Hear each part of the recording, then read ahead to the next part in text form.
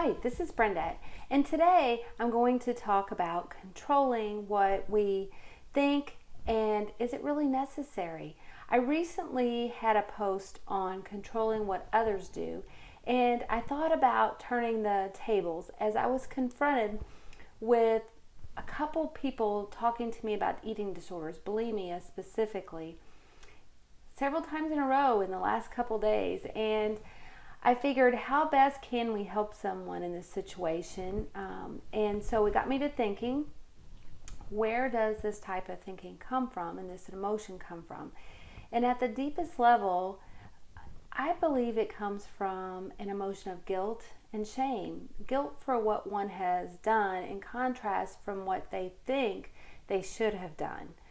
Each of us has likely had some type of these same type of feelings as part of our life experience or another, and we feel like we must control a situation by trying to control all the outside or external factors instead of really looking at deep within ourselves and controlling the only thing that we really can control, our thoughts and our feelings about a situation. These emotions actually are held at the very lowest vibration and frequency possible. They rank right down there with, I believe, fear and powerlessness and grief and victimhood and depression. And they lead us to know that we are far, far away from the truth of who we are when we feel this way. Our God meter just kind of goes off and it tells us to turn away and find some other way to feel better about the situation. But how can we do that? I believe first, let's understand where these feelings come from. First of all, not trusting ourselves as being good enough, maybe, or not trusting ourselves, our whole guidance system, or maybe not trusting where that guidance system is leading us as opposed to where we are currently. Not understanding that divine nature about ourselves and who really we are deep inside. Making a decision to change and be more of ourselves can affect this change. These feelings can haunt us for a while, but as we gradually affect where we are right now and kind of start moving forward, we can change the momentum and begin immediately to start thinking and feeling differently. And then basically feeling better and then better and better and better, and moving from feeling less satisfied to more satisfied. And as we do this, we change the momentum, I believe, which makes it easier for us to find better thinking thoughts and emotions. And then when we identify that gap between where we are currently and then move towards the truth of what our inner self really feels about us, we start challenging that in the moment, and then immediately it starts shifting. Let's identify and put a label, or let's start looking at form, because when we identify form and perceive ourselves and others in some type of form, we put a judgment on things. And when we do that, in the moment it makes us feel better, but then later not really so much. So how about size? Let's start looking at maybe how we would look at an elephant versus a tiny small insect. Would you ever think twice about stepping on a small little insect, but you would think twice about stepping on an elephant? How about something like a chicken hawk versus an eagle? When we look at birds, we might think about each of those birds very differently. Maybe the eagle as a majestic being and the chicken hawk as maybe a scavenger. And then also, how about things that maybe are scary? When we look at maybe like a spider versus a snake versus maybe a cuddly kitten, each of these things are consciousness.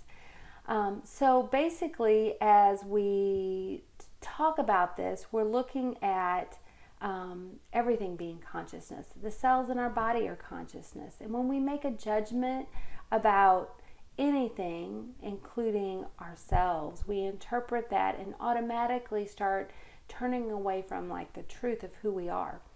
Our filter of how we view ourselves and other people and other things is skewed. And so as consciousness exists in everything, we we look at that. Another little example is maybe a live animal or live plant versus a dead plant.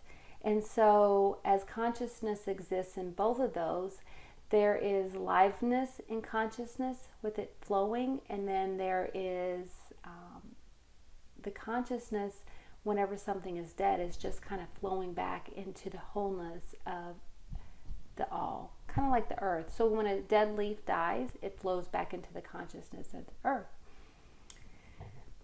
So when we view ourselves as a unique form of consciousness, basically we're looking at our form as maybe being a little bit separate. And that's not a bad thing in this scenario, but as we start to experience more and more, we understand that this kind of limits us in certain ways.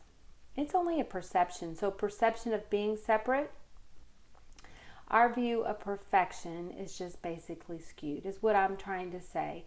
We see our body as being a certain weight, height, build, instead of knowing we are already one with everything else and love very, very deeply. And maybe not immediately needing to change, but we can think that we understand that we need to be more open to seeing ourselves in this way. In our relationships as well, when we see our relationships needing a certain amount of responsiveness or love or acceptance instead of self-accepting ourselves, we put that outside of ourselves. We ask other people to approve of us instead of just approving of ourselves. We strive for perfection, maybe in our health as well, by maybe visualizing a narrow perspective, like an ego perspective, without the entire universe perspective. Understanding that our bodies are actually just portals for energy to pour through. And as they are perfect in the moment for whatever it is we wish to experience, it's basically just as we open ourselves up to God through our spiritual perception. Through all this, we gain better clarity of who we are. We don't have to do anything but just still ourselves, and then that guidance pours through. We are receiving messages in every moment. As we feel we don't have to always be enough, this can be the most apparent in the places also like finances. So I'm giving you a couple different examples how it bleeds over in other areas of our life. So with finances, maybe we feel we must have a certain amount of money. It has to be enough. It has to be enough to make it through the day, or maybe it's through the week, or maybe it's through the month, maybe it's through the next paycheck. Maybe we feel like we need to make a certain amount of money, like $100,000 or $200,000 a year, or whatever it may be for you. But when we kind of sit back and then realize that we are being supplied enough in each and every moment, and that a dollar is just energy, a dollar equates to energy, which equates to God, we kind of go back to those same examples just about judging. Maybe it's an animal or a thing. We're judging everything and we're putting a label on it. When we're doing this, the labels kind of imply some type of projection of lack. So some tools we can use to perceive this a little bit differently and kind of place ourselves more in the now moment is just, for one thing, number one, smile. As you do this, it creates a vibration and frequency of living in that. By smiling, sometimes you can even start to even laugh. And before you know it, you start just creating this new place of where you are. It sounds weird, but when you laugh, it just automatically makes you happy. Another thing you could do is just kind of push back your shoulders and bring yourself into awareness of your body, and that you are confident. When we position ourselves with authority, the authority within takes over. We can also just start calming our nervous system and listening to ourselves to bring that heightened state down a bit. And by saying, all is well, we slow our breathing down, we can rest and then relax into the moment. And really, what defines, we can redefine perfection. By doing this, we can live by a new standard. So basically, we no longer are comparing ourselves to these untruths or delusions about what we think perfection is. And what is your new truth when you start doing this? You start living by a new standard, and that really the body is just a shell that our awareness is peeking through.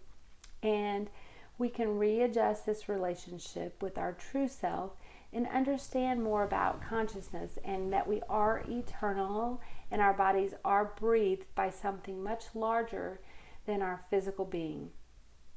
We can let go of the struggle, the falsity that we must always struggle and have pain and have anxiety. By doing this, we kind of start to know more of ourselves, and we understand our focus. And this literally immediately can start changing us in the moment. When you're feeling bad, when you just take a breath and you start relaxing into kind of like who you are. And then moving forward, what will happen is when you start understanding that all is well, you start projecting that into the future. You start basically understanding that. And the breath, it comes from somewhere. So you know that you're being breathed by something. And that basically, no matter what, even if you were homeless and you had nothing to your name, no kind of finances or anything, basically you would be trusting that breath is enough.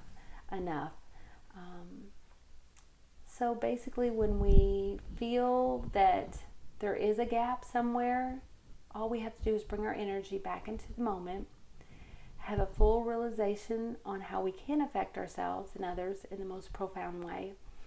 And when we are able to vision something larger than ourselves, we bring our focus and our perception back into the moment, and we start actualizing that immediately. So this is what we can control.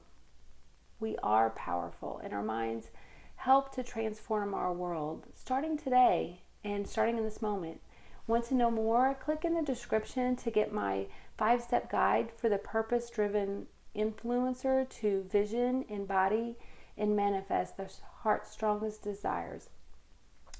You may also subscribe to be part of this channel to get updates when a new video is released. And comment below and share your own tips on how your own personal thoughts on this subject. Let me know. All my love. Thank you.